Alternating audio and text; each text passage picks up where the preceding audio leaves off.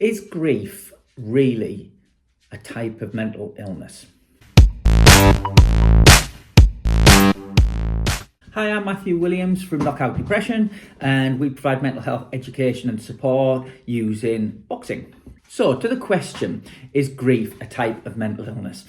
The short answer is no. That said, there are a number of things within that I'd like to explore. In terms of where I'm coming from with this, so I've experienced 3 episodes of clinical depression, and 2 years ago, almost 2 years ago now, I tragically lost my partner, and she was amazing, and it's the most terrible and painful thing I've ever been through.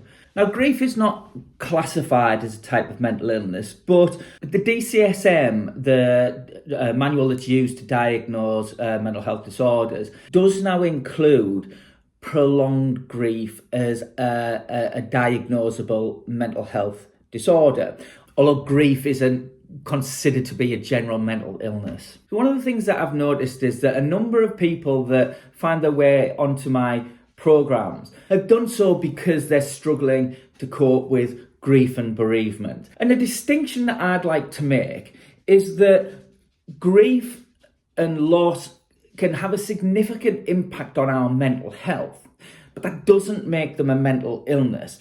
And this distinction between mental health and mental illness is really important, and I think it's something that's not understood widely enough. People who are struggling with depression or anxiety may say, I've got mental health. Now, the thing is, we've all got mental health, and mental health can be good, bad, or anything in between, same as physical health. And things like depression, like anxiety, and mental health, however you call it, disorder, diagnosis, a mental health problem, mental illness, but there's a distinction between that and mental health in the same way that flu is a physical illness, and we don't confuse the terms flu and physical health. There's many things that can impact our mental health, things like loneliness, like breakdown of a relationship, losing a job, financial worries. There's lots of different things. And grief and bereavement is a significant difficulty we face in life. It's a significant change and a significant loss. And that does, of course, impact on our mental health. For me, and having that lived experience of both, one of the things that I became aware of in each of the times when I suffered with depression is I knew I was ill. One of the ways I define it, I wasn't me anymore, and it impacted me physically, and I felt like I was ill. The only way I can describe it for me is like there's a switch that went and I was a different person in a completely different state. And all the time that in months at a time when I was going through those depressions, that's how it felt. And subsequently, when I recovered, it was like the switch had gone back again. And my normal, healthy self almost can't relate and identify that person who was in the grip of depression. Now, that's a very different thing to how grief has felt. And one of the things really I think it's very, very important to say is that grief is a natural response to a terrible thing happening in our life. And it's something we have to deal with, it's something that we have to process, but grief in itself isn't a type of mental illness. Now, can that tip over into mental illness? Yes, it can. And that's why it's very important that we do practice self-care, understand the things that are good for our mental health. But it's also very important that we acknowledge and deal with those feelings of grief, speak about it, process it, feel those difficult and painful emotions. One of the issues around mental health, and one of the things that can lead us into becoming mentally ill, is this thing about not recognizing, understanding, processing and dealing with and expressing our feelings. And painful, uncomfortable feelings, of course, by their nature, they're difficult and we don't want to feel them. But there's a saying that the only way out is through. We have to feel our feelings to work through them and to come through the other side. And another thing as well is that in order to do that, we need to accept the situation we're in. We have to accept what's happened. And one of the, very early on after the loss of my partner, I was able to say to myself that this is what life has given me. I can rail against it and it's terribly unfair and, all of this. But none of that's going to change it. It's happened. One of the challenges that we have is to find a way to live a good and meaningful life after loss. And it's a process and it takes time. And there's something I read that was so powerful that said people think of grief like this and it gradually shrinks over time. So, but that's not how grief is. Grief stays the same, but our life grows around it. And I think that is so, so true. And this is one of the things that we ultimately have to do following a death of a loved one. We have to find a way to live a different life to what we expected, what we wanted, what we were living. We have to grieve the loss of that. And we have to build and create new life out of that and around that. And find a way for happiness and good things to exist alongside the pain and that loss that I believe is always a part of us, but how that impacts on our life and on our health and our mental health is about how we deal with it and how we process it.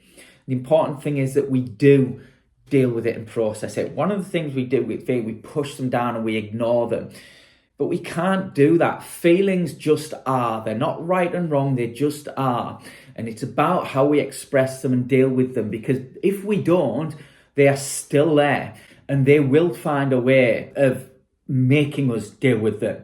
And people often avoid difficult, painful feelings. And understandably, but maybe through drink, through sex, through distraction, through overwork, we have to confront them and process them and feel them to deal with them. And so grief is a natural response, and we mustn't pathologise and medicalise a natural response that we have to feel and experience. It's part of the human condition. And while it feels terribly unfair and it's immensely painful, it's part of the human experience that we all go through in terms of, obviously, our own time will come to pass, and also we will all lose people that we love.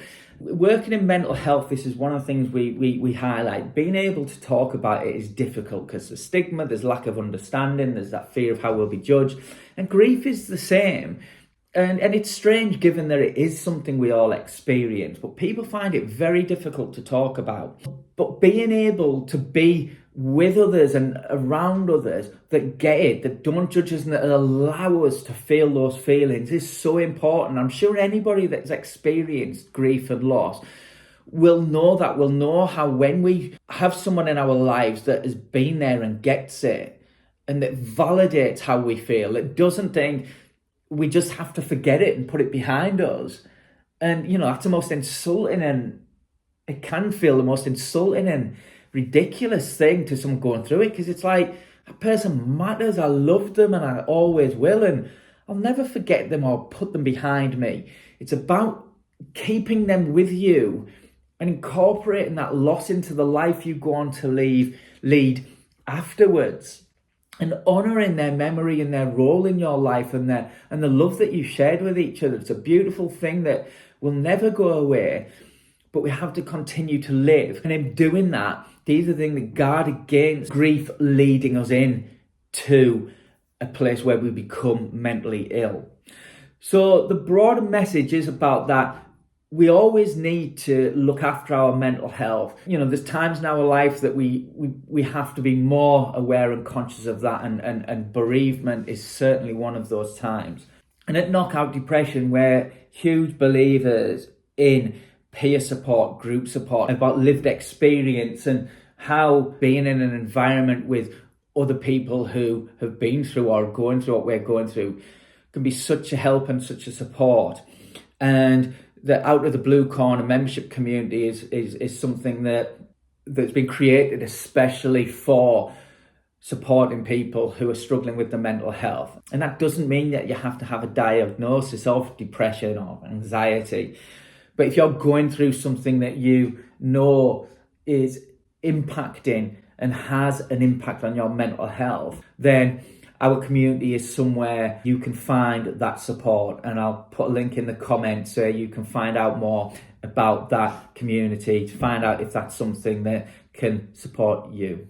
Now, if any of the things that I've discussed today are things that you relate to, that you've been through, that you're going through, I'd love to hear your thoughts on what is proving to be helpful to you, how you're coming to terms with it, and also maybe, if there are particular things that have been difficult for you. Again, I'd really be interested to hear that as well, because this is something that's important for all of us. Like I said, none of us escape this. We all go through it in one form or other, and being able to talk openly about that and to not be afraid to express those really difficult, raw, painful emotions that it arouses, it's really important. Thank you very much. I'll speak again soon. You take care. Bye bye.